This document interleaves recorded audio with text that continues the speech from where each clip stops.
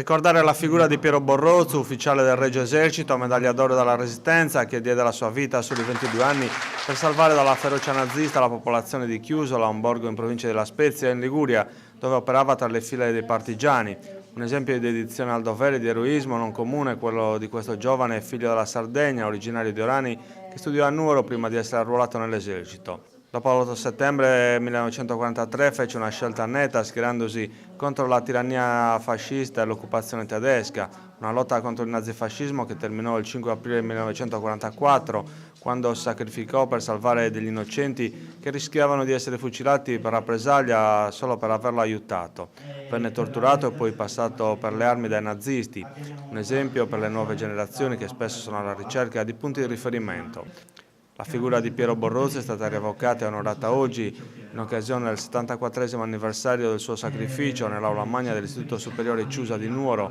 nell'ambito del progetto Eredità del Novecento implementato dal Liceo delle Scienze Umane e Musicali Sebastiano Satta.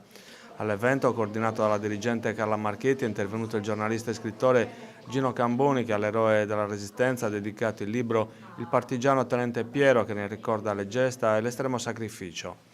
Alla commemorazione sono intervenuti i sindaci di Nuoro Andrea Soddu e di Orani Antonio Fada e l'assessore alla cultura del comune di Nuoro Sebastian Cocco.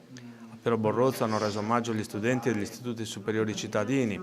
Gli studenti del liceo artistico hanno dedicato a Piero Borrozzo un'installazione che, partendo da una foto, ne rievoca il sacrificio personale, mentre quelli dell'agrario hanno letto alcuni elaborati dedicati all'ufficiale del Regio Esercito che nel momento più buio della storia italiana non ebbe dubbi e scelse la lotta per ridare dignità e libertà all'Italia in quei frangenti oppressa dal giogo nazifascista.